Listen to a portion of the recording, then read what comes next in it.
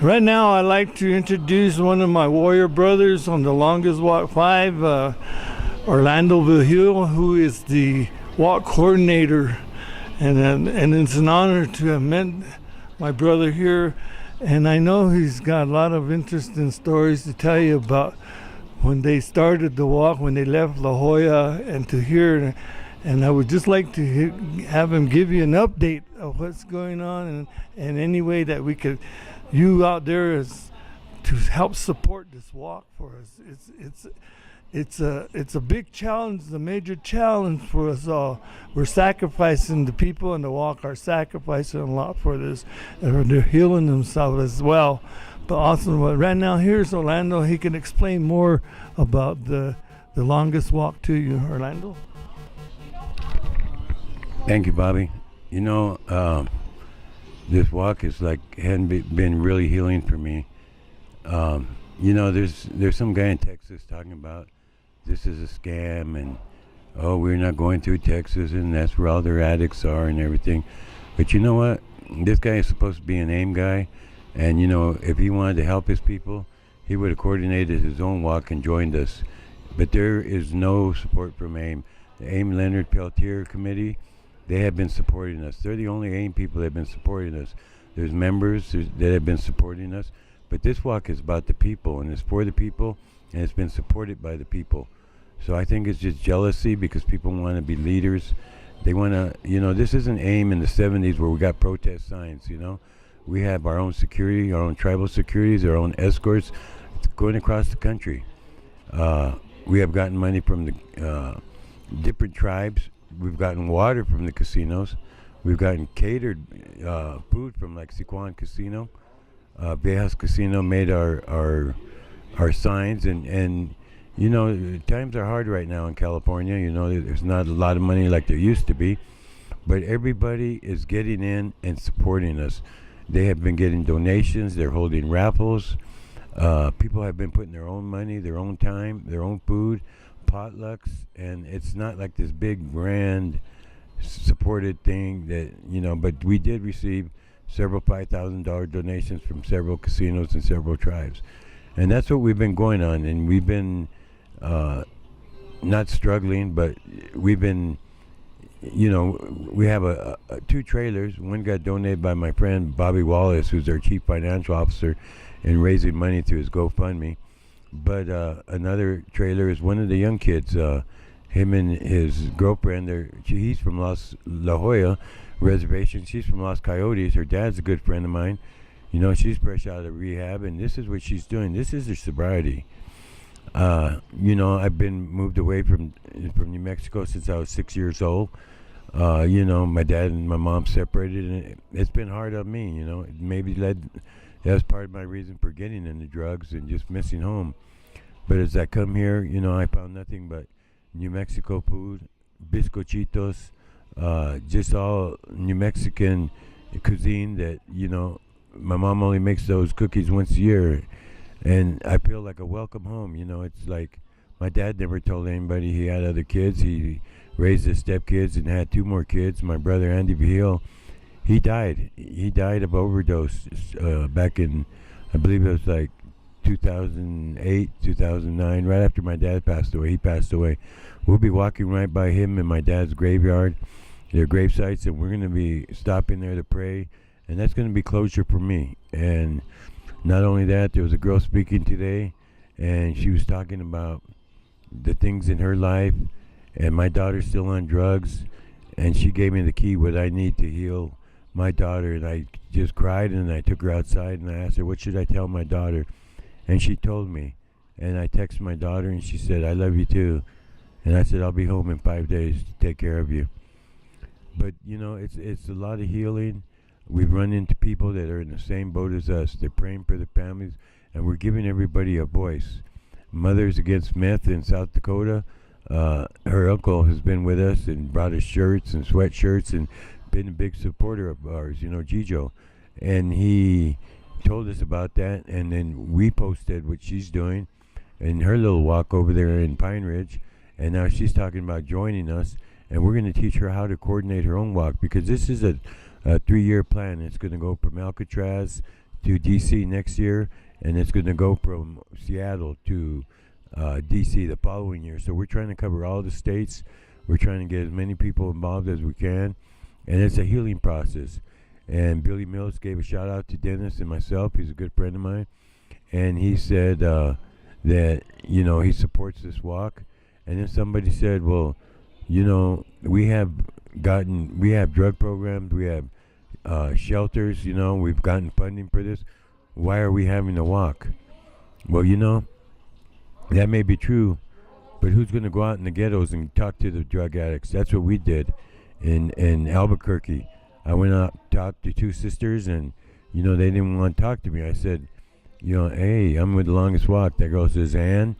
I said, "And do you need some money?" They're like, "Yeah." "Oh, here's $10. I just want you to know that we love you and that we're doing this walk for you."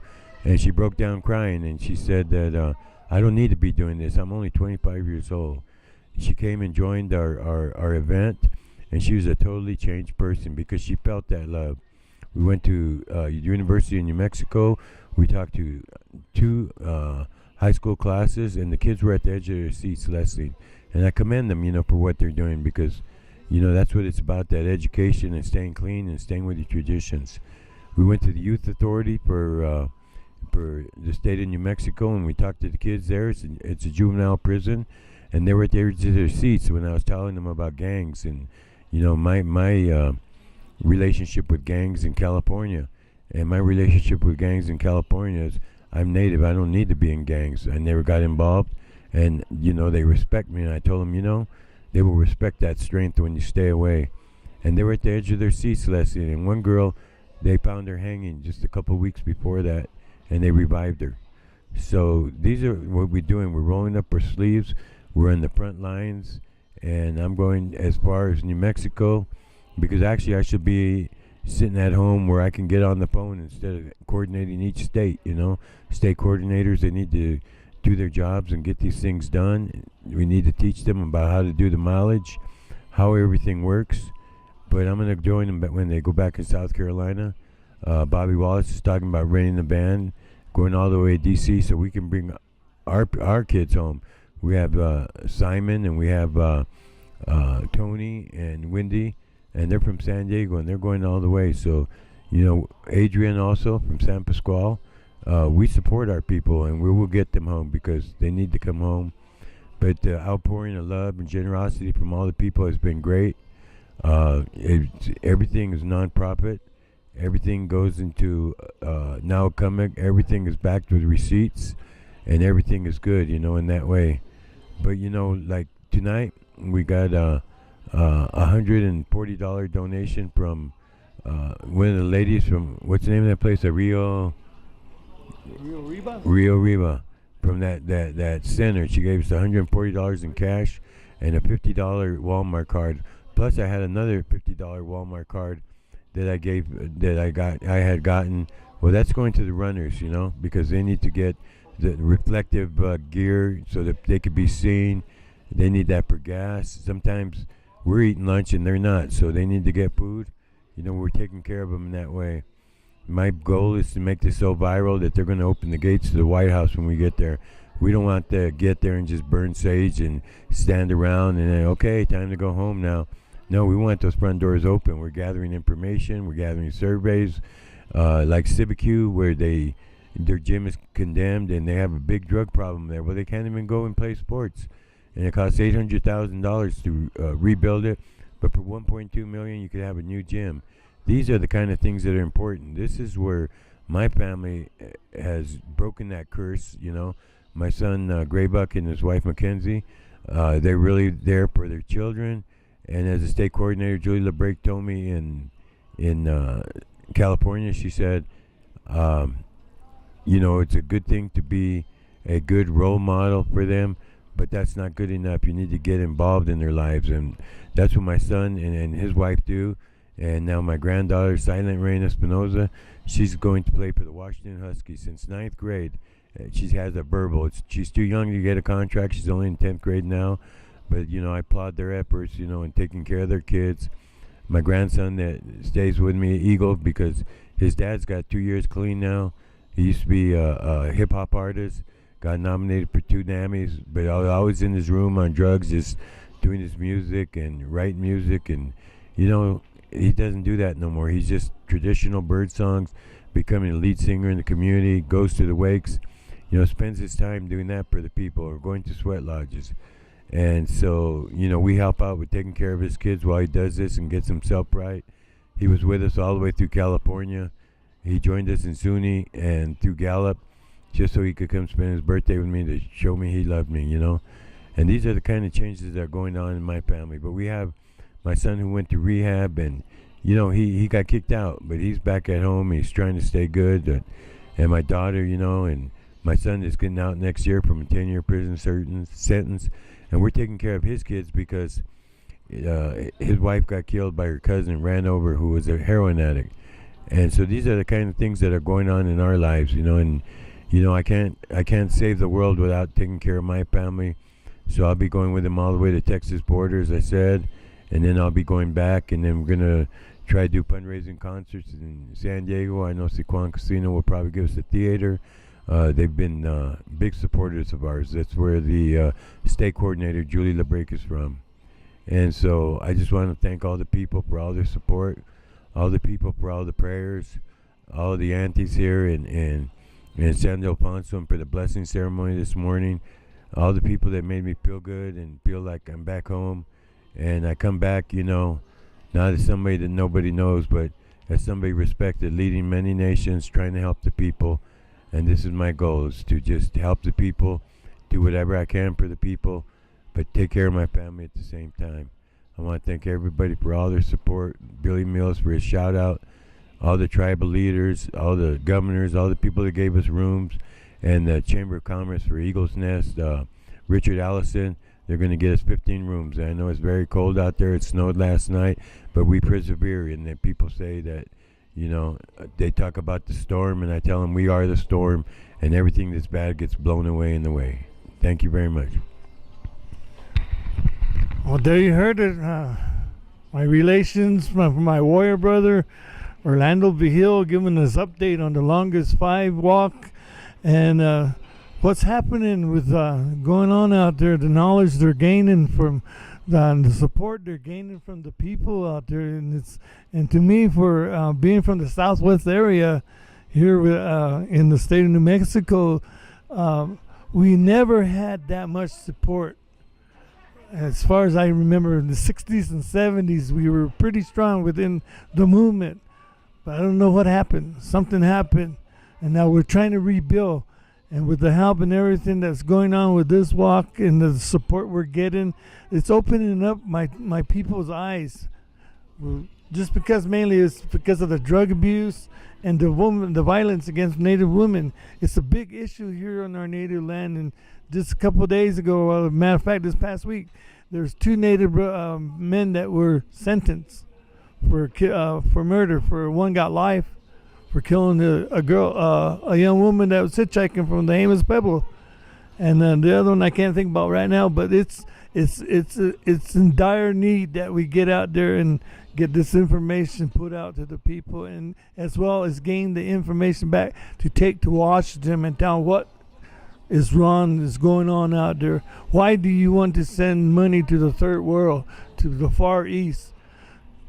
Open your back door, look in the backyard over there and see what's going on with our people here, the true Native people. And that's why we're out here battling and getting this support from everyone out there. And I appreciate it, and I thank you very much. And I thank my brothers here and all the people that are on the longest walk, and their journey be filled with good mind and good thoughts and safe travels.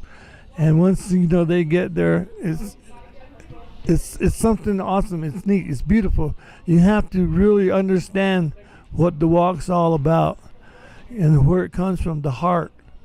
So, and I thank my brother here for being one of a remarkable leader. I seen him work, and I seen him tired. I seen him all the people are wore out, but still yet their heart goes out and they sacrifice to complete their journey. And once again, I just wanted to tell my brother here, thank you. And then I'll be there to help out. You know, Dennis Banks was talking about the Idol No More. And when it came out, he said we were going in the shopping malls, and then we just started drumming. And you know, he said he was active in that. I know in San Diego we were all active in that. And it started a movement, you know, but it kind of died out. And you know, I could be at home sitting in my pool. You know what I mean? I got a nice home, and I could just be there taking care of my grandkids. But we're not idle no more, and we don't want to be idle no more. We got to do something about this because nobody else is. And for my brother Leonard Peltier, you know, I want to say, Hauka Minutuma. Yeah, I haven't seen him since 1978 when I visited him in Lompoc prison. And you know, it's about our future generations, you know. We haven't forgot them. You know, we're going to do everything we can to get them out. But it's about the next 7 generations. And if we don't take care of them, you know, as people say, well, why don't you do a walk for Leonard? You know, Leonard's old, and yes, he's sick, and yes, he needs to come home. But we need to take care of our future generations, or there'll be nobody for him to come home to. So I talked to Lenny Foster, his spiritual advisor. I sent him some words, and I always wanted to say something to him, but you know, I thought it would just get lost in the mail. You know that I love him, and I'm the same guy that went to visit him in 1978, and I'm the same guy that took Rocky Duenas down there.